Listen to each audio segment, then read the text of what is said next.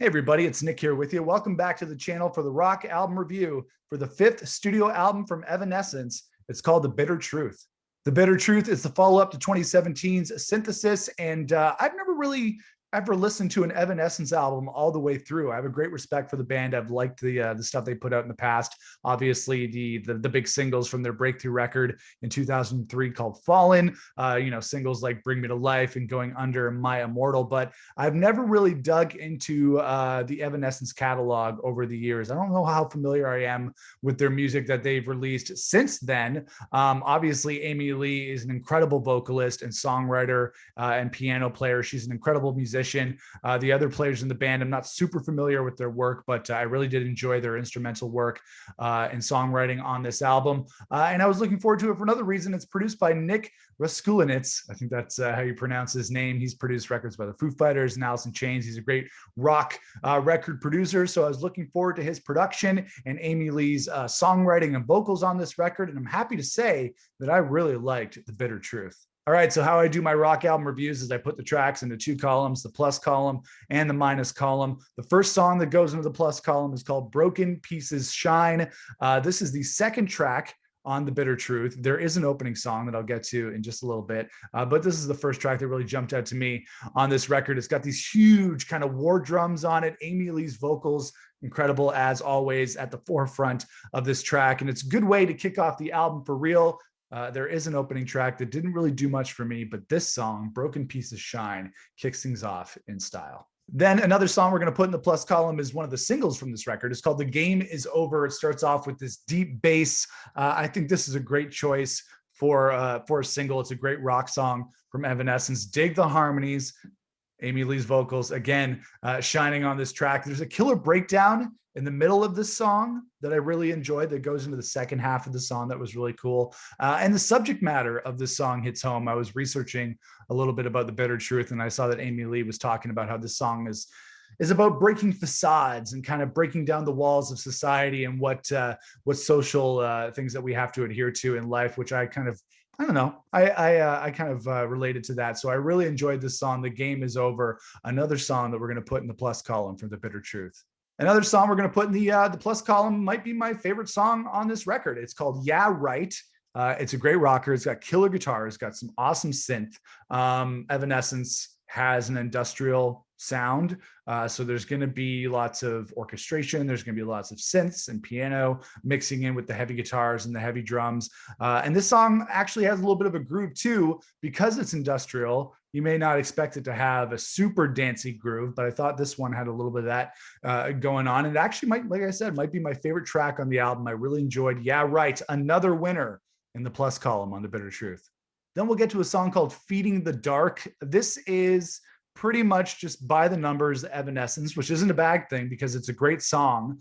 There's great operatic vocals from Amy Lee. Her vocal range is incredible. That's never been in question. But I'm a vocalist myself. I can't sing like she can, obviously. But it feels a little bit out of reach. I know she's a female vocalist, and I'm a guy, so maybe I can't hit. I can sing with some women, but I can't get as high as she can. But it felt, I like to be able to sing along with records. It felt a little bit hard to do that with this one. I don't know. Maybe if you're a bigger Evanescence fan and have a better range than I do, you might be able to sing along with Evanescence. It didn't really feel like that to me, but there was some great chuggy guitars on this song. There's great piano from Amy Lee.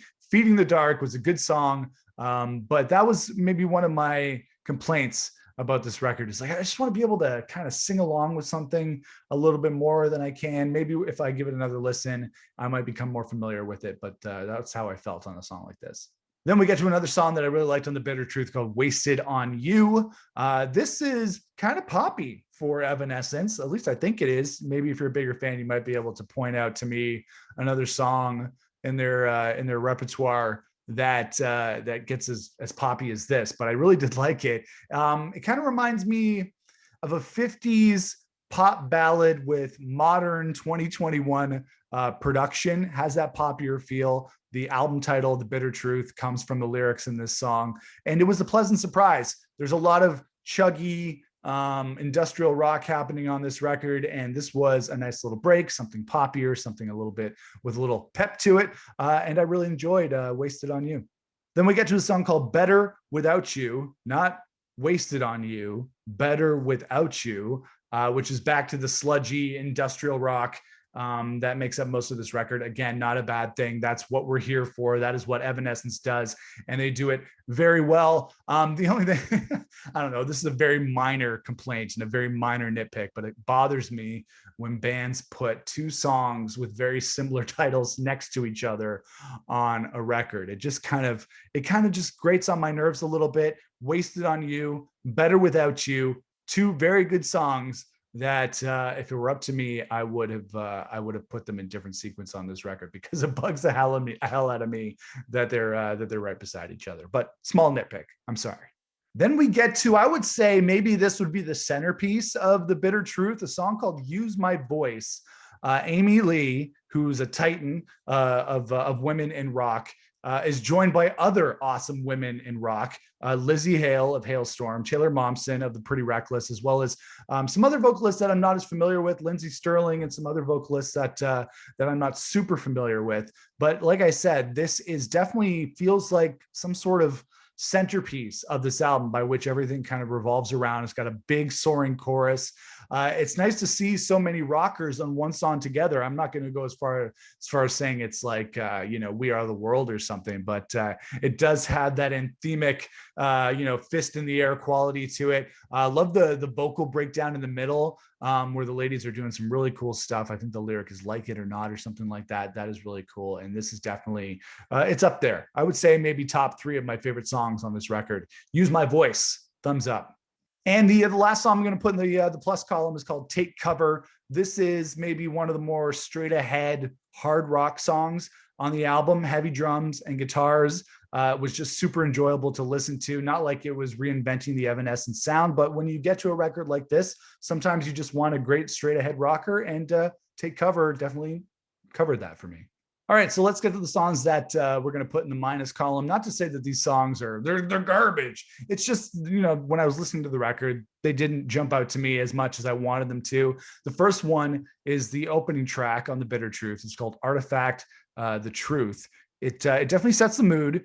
And there's been other songs on other records recently, or just in general, that do this kind of thing. It's about setting the mood. It's not necessarily about this being the strongest song on the record melodically or musically. It's there to set the mood. It's there to set the tone.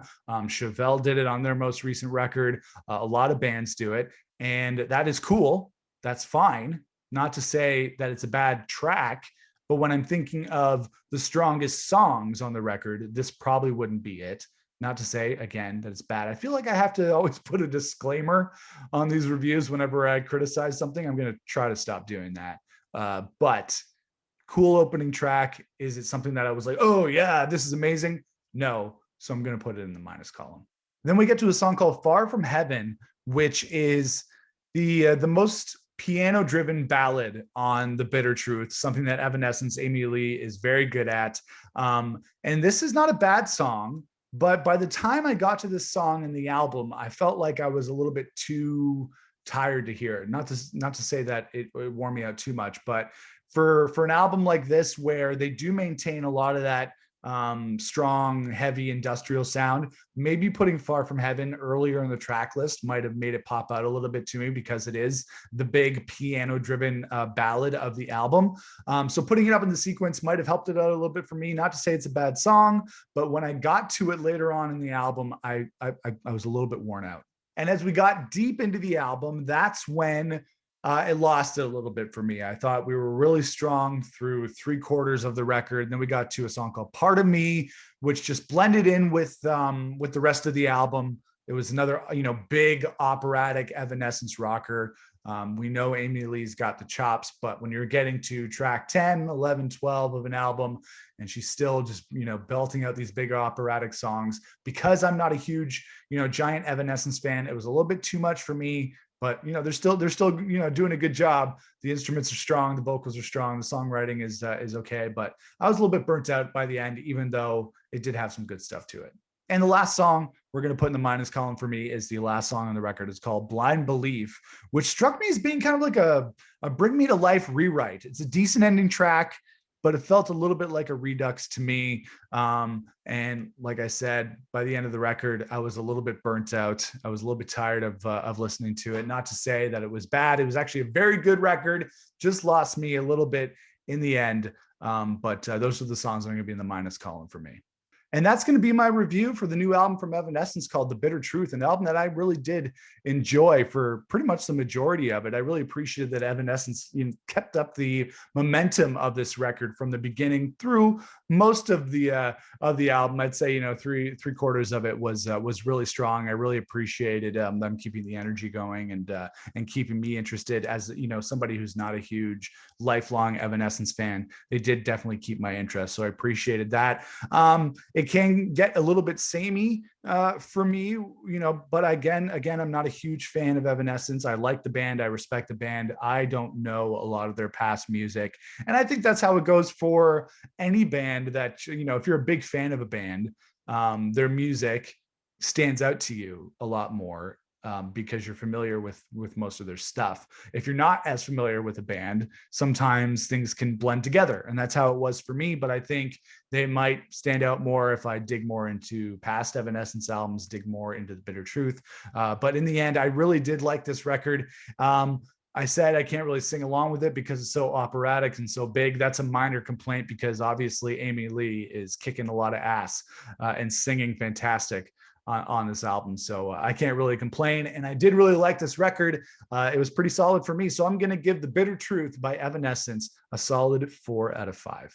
And that's going to do it for the review for Evanescence and The Bitter Truth. Let me know what you thought of the record in the comments, and let me know whether you're a casual fan or a diehard Evanescence fan, how this album struck you and the songs that really kind of connected with you as well. Make sure to hit the like button, make sure to hit the notification button so you don't miss out on a video on this channel, and make sure to subscribe to us as well. And check out the new podcast that we just launched on the channel. We're going to be doing some changes and trying to expand a little bit because we want to keep doing these reviews, but we also have this new podcast that I'm doing with my good friend and bandmate Dave Marini. It's called Rock Squad. The first episode is up on the channel. I'll be making sure to put it in the comments and put it in the cards and stuff in this episode as well. So or in this review. So make sure you check out the Rock Squad podcast. We're going to be doing that every week, and we're going to continue to keep doing rock album reviews. So again, let me know what you thought of the new album from Evanescence called The Bitter Truth.